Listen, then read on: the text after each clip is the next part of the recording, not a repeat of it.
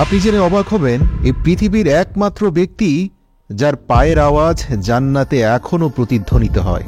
আল্লাহর রাসূল সাল্লাল্লাহু আলাইহি ওয়াসাল্লাম বলেন, হে আমার সাহাবীরা, আমি মেরাজের রাত্রিতে বোরাক দিয়ে যখন জান্নাতের উপর দিয়ে উড়ে যাচ্ছিলাম, তখন তোমাদের মধ্য থেকে নিগৃহীত এক গোলামের পায়ের আওয়াজ শুনতে পেলাম। তখন আল্লাহর রাসূল এমন একজন ব্যক্তির নাম নিলেন যে ছিল একজন গোলাম, গায়ের রং কালো, অত্যাচারিত, নিরীহ, নিপীড়িত। সকল সাহাবীরা অবাক হয়ে গেল। তারা বলল, ইয়া রাসূলাল্লাহ, এই ব্যক্তির পায়ের আওয়াজ জান্নাতে কেন প্রতিধ্বনিত হবে? তখন আল্লাহর রাসূল বললেন, হ্যাঁ, এটা আমার কথা নয়, এটা সরাসরি জিবরাইল আমিন আমাকে বলেছেন, এটা আল্লাহর নির্দেশ। প্রিয় দর্শক, আপনাদের জানিয়ে রাখি, উমাইয়া ইবনে খালফ ছিলেন মক্কার নেতাদের মধ্য হতে একজন গুরুত্বপূর্ণ এবং প্রভাবশালী নেতা। বলা যেতে পারে কুফর ও শিরকের এক শ্রেষ্ঠ উদাহরণ এই ব্যক্তি। তৎকালীন সময়ে তাকে বলা হতো মুসলমানদের জন্য এক জীবন্ত শয়তান। একদিন সে জানতে পারল যে তার এক দাস মূর্তি পূজা করতে অস্বীকার করছে এবং অন্য কাউকে নিজের মাবুদ বানিয়েছে। সে তৎক্ষণাৎ তার সেই দাসকে ডেকে জিজ্ঞাসা করল, আমি শুনেছি তুমি অন্য কোনো দেবতার ইবাদত করছো, সত্যি করে বলো তুমি কার ইবাদত করো? গোলাম বলল, আমি মুহাম্মদ সাল্লাল্লাহু আলাইহি ওয়াসাল্লামের রবের ইবাদত করি। উমাইয়া ইবনে খালফ এ কথা শুনে রাগে লাল হয়ে গেলেন এবং বললেন, মুহাম্মদের রবের ইবাদত করার মানে হচ্ছে তুমি আমার পবিত্র মূর্তিসমূহের শত্রু হয়ে গেছ। ভালোই ভালোই সোজা পথে ফিরে এসো, নাইলে অপমানিত হয়ে মৃত্যুবরণ করবে। আমি কিছুতেই এটা সহ্য করতে পারি না যে তুমি একজন মূর্তির পূজারীর দাস হয়ে মুহাম্মদের ঈশ্বরের ইবাদত করো। কিন্তু সে দাস কি উত্তর দিলেন জানেন? সে একনিষ্ঠ হৃদয়ে বলল, হে আমার মালিক, আমার শরীরের উপর আপনার হস্তক্ষেপ চলতে পারে, তবে আমার অন্তরের উপর আপনার কোনো ক্ষমতা চলবে না। আমি আমার হৃদয় এবং আমি আমার প্রাণ মুহাম্মদ এবং তার আল্লাহর জন্য সঁপে দিয়েছি। কোনোভাবেই মূর্তির সামনে মাথা নত করা আমার পক্ষে সম্ভব নয়। গোলামের এই উত্তর শুনে উমাইয়া বিন খালফ রাগে এবং ক্ষোভে যেন উন্মাদ হয়ে গেল। একজন ক্রীতদাস তার মুখের উপর এত সাহসিকতা প্রদর্শন করল, এই মুহাম্মদের অনুসারীদের মধ্যে সাহস বেড়ে যাচ্ছে। সে কঠোরভাবে বলল, ঠিক আছে, তাহলে এবার তোর ধর্মত্যাগের মজা উপভোগ কর, আমিও দেখব কিভাবে মুহাম্মদ এবং তার ঈশ্বর তোকে রক্ষা করে। এরপর থেকে সে গোলামের উপর শুরু হয় অমানবিক অত্যাচার। মরুভূমির উত্তপ্ত বাড়ির উপর খালি গায়ে তাকে পাথর চাপা দেওয়া হয়েছিল।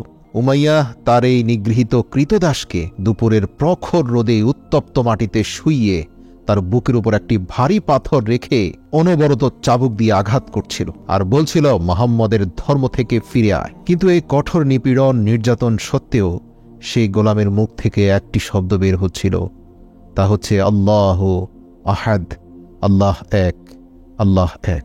প্রিয় দর্শক, আল্লাহ এক এই বাণীটা কেন কাফেরদের অন্তরে আগুন ধরিয়ে দিত জানেন? এর কারণ প্রত্যেকটি কাফের আসলে আল্লাহকে মানত, কিন্তু তারা দৃঢ়ভাবে বিশ্বাস করত যে আল্লাহর সাথে আরও অনেক শরীক আছে। তাদের মূর্তিদেরকেও আল্লাহর সমকক্ষ মনে করত। তাই আহাদ আহাদ এটাই ছিল তৎকালীন ইমানদারদের সবচেয়ে বড় তাকবীর। যাই হোক, সেই গোলামের মুখ থেকে আল্লাহ আহাদ, আল্লাহ এক এবং অদ্বিতীয় এই কথা শুনে ক্ষিপ্ত হয়ে অত্যাচারের মাত্রা আরও বাড়িয়ে দিল। একবার তো উমাইয়া তার অত্যাচারের মাত্রা ছাড়িয়ে গেল। সে তার ক্রীতদাসকে পুরো একদিন সারা দিন সারা রাত ক্ষুধার্ত ও তৃষ্ণার্ত রেখে উত্তপ্ত বালির উপর শুইয়ে তার উপর কষ্টের স্টিম রোলার চালিয়ে দিল। কিন্তু তার এত অত্যাচার সত্ত্বেও সে তার দাসকে ৭০ দিন থেকে বিরত রাখতে পারেনি। অবশেষে ক্লান্ত হয়ে উমাইয়া মক্কার কিছু বদমাশ ছেলেপেলেদেরকে ডেকে আনল এবং তাদেরকে বলল, এই ক্রীতদাসকে এতটা যন্ত্রণা এবং কষ্ট দাও যাতে সে মুহাম্মদ এবং তার রবের নাম নিতেও ভুলে যায়। এই বদমাশ ছেলেরা উমাইয়ার সন্তুষ্টি লাভ করার জন্য সে অসহায় ক্রীতদাসকে অত্যন্ত বাজেভাবে মারধর করতে লাগল। তারা সেই গোলামের শরীর থেকে সমস্ত কাপড় খুলে নিল, শরীরে লোহার চাদর দিয়ে ঢেকে প্রখর রোদে দাঁড় করিয়ে রাখত। কিন্তু সে গোলামের মুখ থেকে আহাদ আহাদ ছাড়া আর কিছুই বের হতো না। আল্লাহু আকবার! চিন্তা করুন, আজ ইসলামের লেবাসধারীরা সব জায়গায় সম্মানিত হয়, উন্নতমানের খাবার এবং আহার পায়, ওয়াজ মাহফিলে মোটা অঙ্কের অর্থ পায়, আর সে সময় শুধুমাত্র এক এবং অদ্বিতীয় খোদার অনুসরণ করার অপরাধে পাথর চাপা দিয়ে মরুভূমিতে চাবুকের আঘাত করা হতো। ইসলামের জন্য এই অবর্ণনীয় জুলুম এবং নির্যাতন সহ্য করা এই সাহাবী আর কেউ নয়, হযরত বিলাল হাবশী রাদিয়াল্লাহু তাআলা আনহু। আল্লাহ রাসূল বলেন, আমি জান্নাতের উপর দিয়ে উড়ে যাওয়ার সময় যে পায়ের আওয়াজ শুনতে পেলাম, আমি জিবরাইলকে জিজ্ঞেস করলাম, এই মহান ব্যক্তিকে যার পায়ের আওয়াজ পুরো জান্নাতময় ভেসে বেড়াচ্ছে। তখন জিবরাইল বলল, ইয়া রাসূলাল্লাহ, এ হচ্ছে আপনার সাহাবী হযরত বিলালের পায়ের আওয়াজ। ইসলামের জন্য তার ত্যাগ আল্লাহ এত পছন্দ করেছেন যে কিয়ামত পর্যন্ত জান্নাতের প্রতিটি কোণায় বিলালের পায়ের আওয়াজ প্রতিধ্বনিত হবে। আল্লাহু আকবার। এভাবে জুলুম, নির্যাতন আর অত্যাচার চলছিল বিলালের উপর।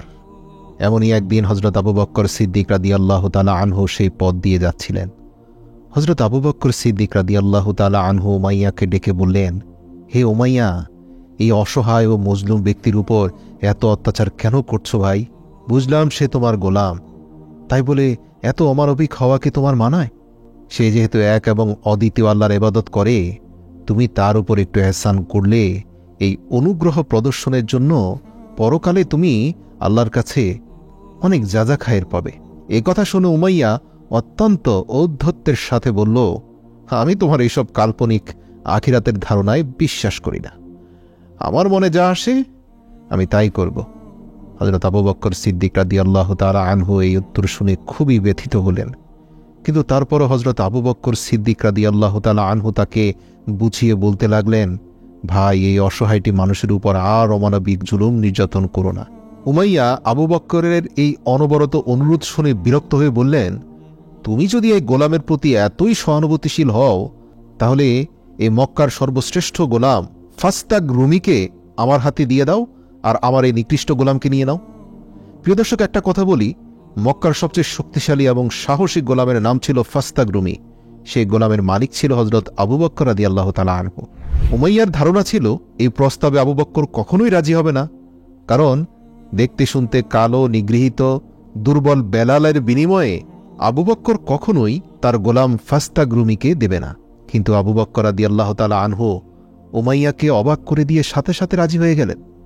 যেখানে উমাইয়ার ধারণা ছিল যে ফাস্তাগ একজন অত্যন্ত বরকতময় এবং সাহসী শক্তিশালী গোলাম, যার দাম বেলালের থেকে কয়েক গুণ বেশি, যে বিনিময়ে কখনোই আবু বকর রাজি হবে না, সেখানে আবু বকর এত সহজে রাজি হয়ে গেল।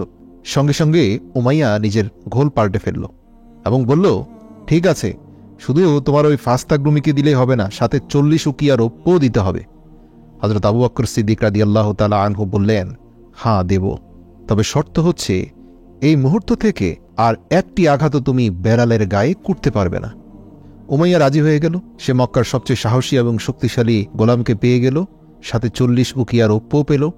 হযরত বেলাল রাদিয়াল্লাহু তাআলা আনহুকে খরিদ করে আবু বকর রাদিয়াল্লাহু তাআলা আনহু সাথে সাথে রাসূল সাল্লাল্লাহু আলাইহি সাল্লামের দরবারে হাজির হয়ে গেলেন। রাসূলুল্লাহ সাল্লাল্লাহু আলাইহি সাল্লাম বেলালের এই কথা শুনে অত্যন্ত খুশি হয়ে বললেন, হে আবু বকর, দয়া করে এই নেক কাজে আমাকেও শরীক করো। সিদ্দিকে আকবর রাদিয়াল্লাহু তাআলা আনহু বললেন, হে আল্লাহর রাসূল, আমি ইতিমধ্যে তাকে আল্লাহর রাস্তায় আজাদ করে দিয়েছি। এই কথা শুনে আল্লাহর রাসূলের চোখে পানি এসে গেল। সিদ্দিকে আকবর রাদিয়াল্লাহু তাআলা আনহুর জন্য রহমতের দোয়া করলেন। হাদিসে আছে, পৃথিবীর সকল নবী রাসূলের পরে এই পৃথিবীর যত সাধারণ মানুষ রয়েছে, তাদের সবার আমলকে এক পাল্লায় রেখে আবু বকরের আমল এক পাল্লায় রাখলেও আবু বকরের আমল তাদের থেকেও শ্রেষ্ঠ হবে। হযরত বিলাল রাদিয়াল্লাহু তাআলা আনহু তার জীবনে 28টি বছর গোলাম হিসাবে কাটিয়েছেন। কিন্তু যেহেতু তিনি অত্যন্ত ধার্মিক ও বিশুদ্ধ প্রকৃতির একজন মানুষ ছিলেন, তাই যখন রাসূল সাল্লাল্লাহু আলাইহি সাল্লাম তাকে তাওহীদের দাওয়াত দিলেন, হযরত বিলাল রাদিয়াল্লাহু তাআলা আনহু সঙ্গে সঙ্গে ইসলামের দাওয়াত কবুল করলেন। আর এভাবেই তিনি সাবিকুন ওয়াল আউয়ালুনদের পবিত্র দলে যুক্ত হলেন। মুক্তি পাওয়ার পর হযরত বেলাল রাদিয়াল্লাহু তাআলা আনহু সর্বদা মহানবী সাল্লাল্লাহু আলাইহি ওয়াসাল্লামের খেদমতে উপস্থিত থাকতেন এবং মনে প্রাণে রাসূল সাল্লাল্লাহু আলাইহি ওয়াসাল্লামকে এতটাই ভালোবাসতেন যে আল্লাহর রাসূলের একটা নির্দেশে প্রাণ দেওয়ার জন্য উদ্গ্রীব হয়ে থাকত বেলাল। হযরত বেলাল রাদিয়াল্লাহু তাআলা আনহু বদর যুদ্ধ থেকে শুরু করে তাবুকের যুদ্ধ পর্যন্ত সকল যুদ্ধে অংশগ্রহণ করেছিলেন। কিন্তু ইসলামের জন্য হযরত বেলালের সর্বশ্রেষ্ঠ খেদমত এবং তার নিজের জন্য সর্বশ্রেষ্ঠ মর্যাদার বিষয় ছিল এটাই যে তিনি ছিলেন ইসলামের প্রথম মুয়াজ্জিন। হিজরতের পর যখন মদিনায় মসজিদে নববী নির্মিত হয়, তখন রাসূল সাল্লাল্লাহু আলাইহি সাল্লাম আজান দেওয়ার দায়িত্ব হযরত বেলাল রাদিয়াল্লাহু তাআলা আনহুর উপর অর্পণ করেন। হযরত বেলাল রাদিয়াল্লাহু তাআলা আনহুর কণ্ঠস্বর ছিল অত্যন্ত হৃদয়গ্রাহী এবং তার আজানের মধ্যে এমন প্রভাব ছিল যে তার আজানের আওয়াজ শুনে লোকেরা সব কিছু ছেড়ে মসজিদের দিকে ছুটে যেত। মক্কা বিজয়ের পর যখন কাবা থেকে সকল মূর্তিকে ভেঙে অপসারণ করা হয়, তখন রাসূল সাল্লাল্লাহু আলাইহি ওয়াসাল্লাম হযরত বিলাল রাদিয়াল্লাহু তাআলা আনহুকে বলেন, হে বিলাল, তুমি কাবা ঘরের ছাদে দাঁড়িয়ে আজান দাও এবং এই বরকতময় ধারা ততদিন পর্যন্ত একই ভালোবাসা ও ভক্তি সহকারে অব্যাহত ছিল যতদিন হুজুর সাল্লাল্লাহু আলাইহি ওয়াসাল্লাম জীবিত ছিলেন। কিন্তু 11 হিজরিতে যখন নবী করিম সাল্লাল্লাহু আলাইহি ওয়াসাল্লাম ইন্তেকাল করেন, তখন এই আশিকে রাসূলের উপর যেন দুঃখের পাহাড় ভেঙে পড়ল। অন্যান্য সাহাবী আল্লাহর রাসূলের ইন্তেকালকে যতটা সহজে মেনে নিতে পারল, বেলালের জন্য সেটা অত্যন্ত কঠিন হয়ে পড়েছিল। হযরত বেলাল রাদিয়াল্লাহু তাআলা আনহুকে সর্বদা প্রিয় নবী সাল্লাল্লাহু আলাইহি ওয়াসাল্লামের স্মৃতি পীড়া দিতে লাগল। হযরত বেলাল রাদিয়াল্লাহু তাআলা আনহু নবী করিম সাল্লাল্লাহু আলাইহি ওয়াসাল্লামের থেকে শুনেছিলেন যে একজন মুমিনের জন্য সর্বোত্তম আমল হলো জিহাদ ফিস সাবিলিল্লাহ। তাই হযরত বেলাল রাদিয়াল্লাহু তাআলা আনহু প্রথম খলিফা হযরত আবু বকর সিদ্দিক রাদিয়াল্লাহু তাআলা আনহু এর খেদমতে হাজির হয়ে তার কাছে জিহাদে যাওয়ার অনুমতি চাইলেন। কিন্তু হযরত আবু বকর সিদ্দিক রাদিয়াল্লাহু তাআলা আনহু তাকে আল্লাহ তাআলার দোহাই দিয়ে বললেন, তুমি আমাকে এই বৃদ্ধ বয়সে একা রেখে যেও না। তাই হযরত বেলাল রাদিয়াল্লাহু তাআলা আনহু হযরত আবু বকর সিদ্দিক রাদিয়াল্লাহু তাআলা আনহুর এই কথা মেনে নিলেন, তবে শর্ত দিলেন, আল্লাহর রাসূলের ইন্তেকালের পর আমি আর কখনোই আজান দিতে পারবো না। হযরত আবু বকর সিদ্দিক রাদিয়াল্লাহু তাআলা আনহু তার এই বক্তব্য মেনে নিলেন। কিন্তু হযরত আবু বকর সিদ্দিক রাদিয়াল্লাহু তাআলা আনহুর খেলাফতের পর দ্বিতীয় খলিফা হযরত ওমর ফারুক রাদিয়াল্লাহু তাআলা আনহুর খেলাফতের সময় যখন তাকে বাইতুল মুকদ্দাস জয় করার জন্য বর্তমান সিরিয়ায় যেতে হয়েছিল, তখন সেখানে খ্রিস্টানদের সাথে একটি সমঝোতা চুক্তিতে উপনীত হওয়ার পর হযরত ওমর ফারুক রাদিয়াল্লাহু তাআলা আনহু একটি খুতবা দিয়েছিলেন এবং খুতবার পর তিনি হযরত বিলাল রাদিয়াল্লাহু তাআলা আনহুকে অনুরোধ করলেন, হে বিলাল, আজ যেহেতু আমাদের প্রথম কিবলার মিনারে তাওহীদের পতাকা উত্তোলন হয়েছে, তাই আপনি যদি এই বিশেষ উপলক্ষে আজান দেন তবে আমরা আপনার প্রতি কৃতজ্ঞ থাকব। হযরত বিলাল রাদিয়াল্লাহু তাআলা আনহু যখন আজান দিতে লাগলেন, তখন সাহাবায়ে কেরামের অন্তরে নবীজির স্মৃতি তাজা হয়ে গেল এবং তাদের গায়ের রক্ত দ্রুত গতিতে প্রবাহিত হতে লাগল। সিরিয়ার অনুষ্ঠানের পর হযরত বিলাল রাদিয়াল্লাহু তাআলা আনহু শামের নিকটবর্তী একটি গ্রামে বসবাস করতে শুরু করেন, কারণ মদিনায় বসবাস করলে এই শহর হযরত বিলাল রাদিয়াল্লাহু তাআলা আনহুকে সর্বদা নবী করিম সাল্লাল্লাহু আলাইহি ওয়াসাল্লামের কথা মনে করিয়ে দিত। কিন্তু একদিন হযরত বিলাল রাদিয়াল্লাহু তাআলা আনহুর স্বপ্নে রাসূল সাল্লাল্লাহু আলাইহি ওয়াসাল্লামকে দেখতে পেলেন। স্বপ্নে তিনি দেখতে পান আল্লাহর রাসূল বলছেন, হে বেলাল, তোমার কি এখনো আমার সাথে একটু দেখা করার সময় হয় না? এই স্বপ্ন দেখে কাঁদতে কাঁদতে সেই সিরিয়া থেকে মদিনায় চলে আসলেন হযরত বিলাল রাদিয়াল্লাহু তাআলা আনহু। সেখানে এসে নবীজির রওজার পাশে আল্লাহর দরবারে মুনাজাত তুলে এত কান্নাকাটি করলেন যে উপস্থিত সবার চোখ দিয়ে পানি বের হয়ে গেল। অতঃপর জড়িয়ে ধরলেন আল্লাহর রাসূলের দুই নাতি হাসান এবং হুসাইনকে। তাদেরকে আদর মোহাব্বত করে এত চুম্বন করলেন যে এক পর্যায়ে বেলালকে সান্ত্বনা দেওয়ার জন্য লোকদেরকে এগিয়ে আসতে হলো। তারপর ফজরের ওয়াক্ত হলে সকলেই অনুরোধ করে, হে বেলাল, আপনার কণ্ঠে অন্তত একটিবারের জন্য আজান শুনতে চাই। এই মদিনার প্রতিটি অলিগলি হাহাকার করছে আপনার সেই কণ্ঠের জন্য। সাহাবীদের অন্তরে শান্তি দেওয়ার জন্য কাঁদতে কাঁদতে সেই আজানের সুর আবার প্রতিধ্বনিত হলো বেলালের কণ্ঠে। সকল সাহাবীদের স্মৃতি আবার তাজা হয়ে গেল। মদিনার মানুষের পাশাপাশি পশু পাখিরাও পর্যন্ত কাঁদতে লাগলো। এ যেন হুজুর সাল্লাল্লাহু আলাইহি ওয়াসাল্লামের সেই যুগ পুনরায় ফিরে এসেছে। এমন বেদনাদায়ক দৃশ্য এর আগে কখনো দেখা যায়নি। হযরত বিলাল হাবশী রাদিয়াল্লাহু তাআলা আনহু 60 বছর বয়সে ইন্তেকাল করেন। তার মাজার সিরিয়ার দামেস্কে অবস্থিত।